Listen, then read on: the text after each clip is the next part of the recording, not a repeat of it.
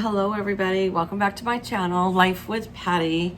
And so today, folks, I am here to finally do a movie review. And I'll also be doing a shout out soon for some channels. I was making so many other videos for so many other things, and I just didn't get the chance to do this. So my videos got a little out of hand. And I have 10 of them, and I don't like to do that. I like to save it around 5, but we've been watching them in the evenings, on the weekends, because it's hot here, and we're getting a cooling trend. It's going to be in the 80s and the 70s this week, so yay, I'm so happy. But anyway, so let's just get started so we can get through these 10. For all of you that are new to my channel, I do movie reviews on movies that are usually 5 years or older, because I don't often buy brand new movies. I get them when they are like $5, and I don't have Netflix or Hulu, any of those, because I live so far out in the country. I cannot live stream. Okay, my internet is just not good enough for that, and I enjoy watching them over and over. I've been collecting them for years. I used to think I was crazy for how many I have, and then I've met so many people on YouTube that have just as many or many, many more than what I have, so I feel normal again. So, all right, the first one out the door today is Must Love Dogs with Diane Lane and John Cusack. I love this movie. I've only seen it now twice. Now, this is how old it is. I bought it at Blockbusters when it was a preview, after, it had been previewed. Blockbusters has not been around for at least, I want to say at least 20 years. So there you go. Anyways, they have both recently been divorced, and everybody's trying to set them up with somebody. And so this one, she comes from a very large family. Her father is a widow now with, I think, like 6 or 8 kids, and he was divorced. They didn't show anything really about his family, just his best friend, who was also his lawyer, and he just quit his job as a corporate and just started making boats, like rowboats, but made out of wood, a lot of craftsmanship in it, and that's where he spent his time. She was a school teacher for, I believe, kindergarten. And so she was set up with all these different kinds of dates, and then her sister filled out a internet setting up, dating site for her, and his best friend, the lawyer, did the same thing. Anyways, I don't want to give a whole bunch of it away because it really is a good movie. It's good all the way around with her father, and he started dating on the website too, and so they did go out on a date, and it didn't work out. Then she started dating again, then they saw each other again, and it's just a really good movie. It's a real feel-good movie too. So if you haven't seen it, check it out, because it was very enjoyable. I give it a complete thumbs up.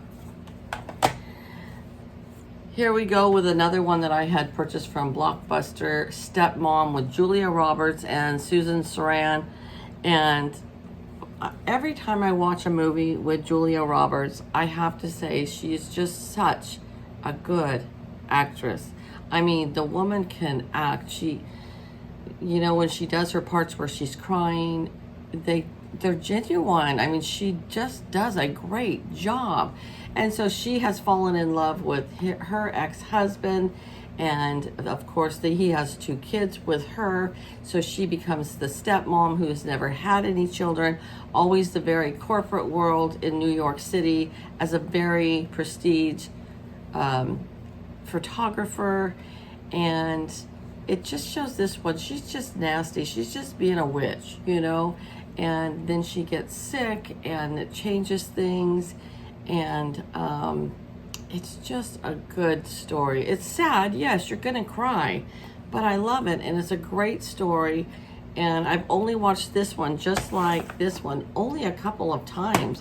I have so many videos that I go through them all, and I try to watch them all before I start them over again. And so I've only watched this one a few times, and it's really good. And plus, it's 20 years old. I had one of my friends say, don't you ever watch something new? And I do once in a while. But, you know, I'm okay with watching over and over. Okay, here is one from the 80s. Don't Tell Mom the Babysitter's Dead. Oh my gosh, this one's so funny with Christina Applegate. And this is when she was young too. So her mom is going off on a vacation, I believe, with a boyfriend, and she has 4 kids, Christina being the oldest and the brother. And this was in the early 80s where he was smoking pot and just kind of being a rebel rouser and not around the house a lot. And then the other 2 are younger. And the mom goes off and she hires this older lady to babysit the kids, who's just, she acts like this perfect little grandma. And as soon as the mom left, she was horrible and just a witch. And so Christina goes in there to confront her and tell her, hey, you have to, you know, you have to chill out with my brothers and sisters and you need to be nicer. Well, she goes in there and the babysitter slumped up in the recliner, and comes to find out she had died of natural causes. But she didn't want her mom to know the babysitter was dead because she didn't want her mom to come home. So they put the babysitter in a box and take her to the police department, and they write a note, died of natural causes, sweet old lady. And then the story goes on from then, where Christina goes into the corporate world to try to get a job, so that she can make some money while her mom's gone. And it's just a funny, cute, dorky kind of movie. And so I really enjoy it. And I hadn't watched it in probably at least 20 years. So it was fun to watch again, because I actually just bought it off of Amazon recently. Okay, here is a new one for me. I had never watched this one before, called The Rider. And actually, it says a tribute to the American heartland and one of the year's best films. Well, I didn't know not one of the actors or actresses on it. It is based on a true story, where this cowboy is growing up in North Dakota. It's either North Dakota or South Dakota. And his mom has passed away.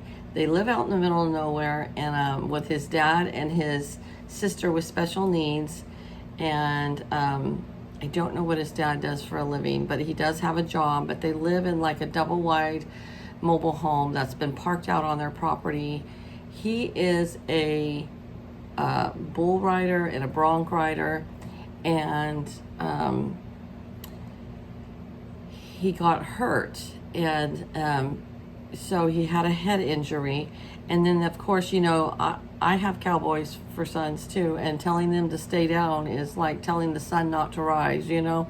It just doesn't happen sometimes. So it does tell the true story of this guy. And this one bothered me for a while after I watched it. And because they live such a hard, messed up life, really, you know, this family. I'm not saying all families. I'm not saying all bull riders or, you know, team ropers or whatever, or bronc riders, but even my son said a lot of the bull riders live a hard life, and it was a very hard life, and it showed the hardships between the son and the father. It showed how much love he had for his sister with, I don't know if she had autism or what she had. I think she did.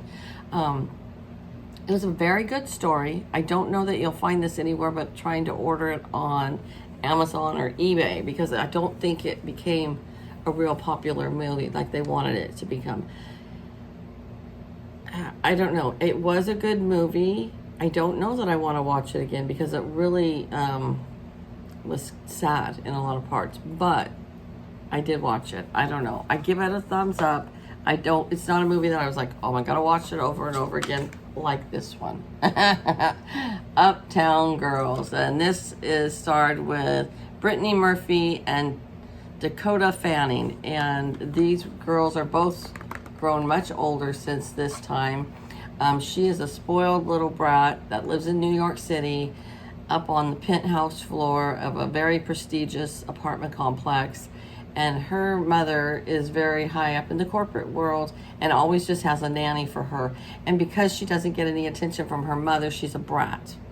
Well, this one's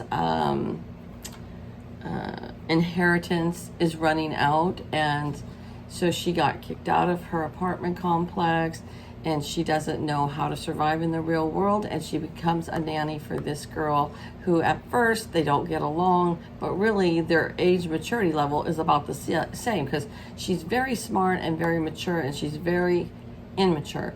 And so it shows them growing a bond together and actually really connecting, and she turns out to be a wonderful nanny. They call her it's a French word, upar or something like that, instead of nanny.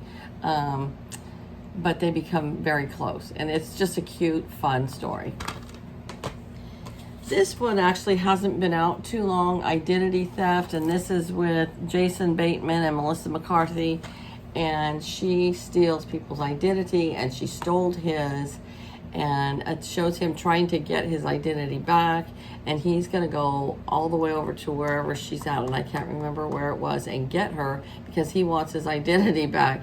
And it shows along the way coming back home where she shows him how she actually steals people's identity and gets away with things, and they turned out to get along real well. And I'm not going to tell you what happens to her at the end. You have to watch the movie. But it is a good movie where she does have to pay for what she did, but he and his wife and kids actually become friends with her, which is bizarre. Okay, another one that so many people, when I wrote that I was on Facebook that I was watching this one, love this movie. I do too, Sweet Home Alabama, and it is with Reese Witherspoon. And she, again, has moved to the big city of New York and living the corporate life, and has a wonderful fiance, but she has to go back home to Sweet Home Alabama to get a divorce from the guy that she was married to. They've been split apart for years, and he doesn't want to sign the papers. She comes back and they said, oh, look at your accent, meaning she doesn't have the southern drawl anymore. It shows the small town she lived in and her parents and how she grew up. And then her fiance in New York City's mother is she's the governor of New York City at the time or something, and so they live a complete different lifestyle. And it's just a cute movie, and I've watched it many times and would watch it again.